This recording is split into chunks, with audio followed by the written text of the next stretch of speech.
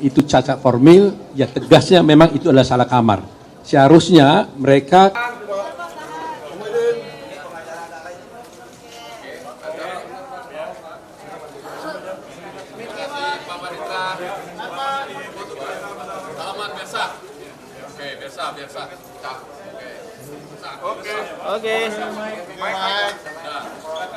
Terima kasih teman-teman semuanya.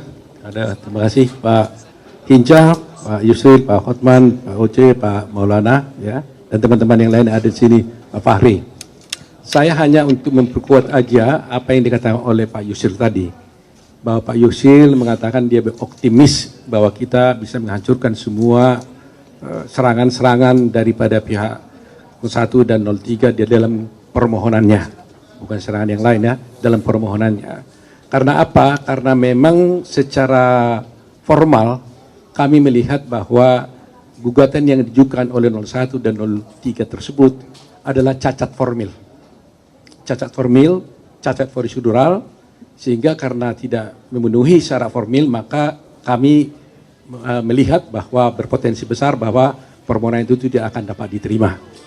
Itu yang paling mendasar. Karena apa? Alasan kami karena bahwa sengketa yang disampaikan sekarang ini sesungguhnya adalah dalil-dalilnya itu mengenai soal proses pelanggaran-pelanggaran di dalam pemilu. Padahal kalau pelanggaran-pelanggaran dalam pemilu itu adalah ranahnya Bawaslu. Yang Bawaslu bisa masuk ke Petun, bisa masuk ke Mahkamah Agung. Sedangkan yang dimasukkan di dalam MK ini, yang ranahnya MK ini adalah merupakan perselisihan tentang hasil pemilu, ya. Dan itu tegas diatur di dalam pasal 476 Undang-Undang Pemilu dan telah diadopsi di dalam peraturan Mahkamah Konstitusi tahun 2023 yang tegas menyatakan bahwa untuk mengajukan permohonan saja itu di dalam PMK itu diatur apa yang harus dimohonkan. Pokok-pokok permohonan itu jelas diatur di sana adalah harus mengenai tentang perhitungan suara mana yang benar, mana yang tidak benar. Itu saja yang diatur sana.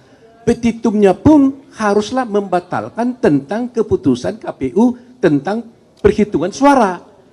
Dan yang benar yang mana. Itu yang sudah limitatif diatur di dalam PMK itu. Sedangkan sekarang yang diajukan oleh pemohon adalah pelanggaran-pelanggaran, bansos lah, kecurangan lah, dan sebagainya, yang itu sama sekali tidak diatur dan tidak masuk dalam proses yang harus ditangani oleh MK. Itu poinnya. Petitumnya pun mereka mengajukan diskualifikasi, yang sebenarnya itu juga tidak masuk dalam ranah dari MK. Sehingga kalau persoalan bukti mungkin kami yakin betul dari segi bukti pun yang dikatakan dipersoalkan tentang Gibran, dikatakan bahwa tidak memenuhi syarat untuk dicalonkan menjadi wakil presiden, itu juga saya kira sudah gampang dipatahkan, karena bagaimanapun Gibran masuk menjadi calon presiden itu jelas adalah telah diputuskan dalam putusan MK yang sudah final and binding. Nah, secara logika berpikir juga, bayangkan saja kita bicara tadi dengan Pak Oce, sudah ada dan mereka ikut di dalam debat, sudah ikut dalam debat. Artinya legal standing dari Pak Prabowo kan sudah jelas diakui oleh nomor 1 dan nomor 3. Kalau tidak legal standingnya tidak jelas, bagaimana dia ikut dalam satu debat. Nah, itulah mungkin yang saya sampaikan, hal-hal banyak lagi yang bisa disampaikan oleh teman-teman yang lain, tapi itulah poin yang paling penting. Kami yakin permohonan itu tidak akan diterima karena cacat formil dan tidak berdasar.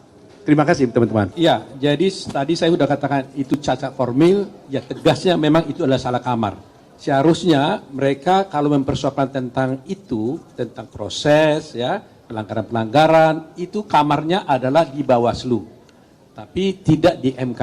Jadi dengan demikian, dengan mereka mengajukan ke MK, tapi dasarnya adalah mengenai pelanggaran-pelanggaran, maka itu adalah salah kamar.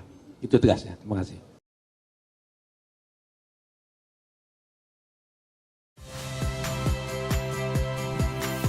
Saya Radhi Saputro. Saksikan program-program Kompas TV melalui siaran digital, pay TV dan media streaming lainnya. Kompas TV, independen, terpercaya.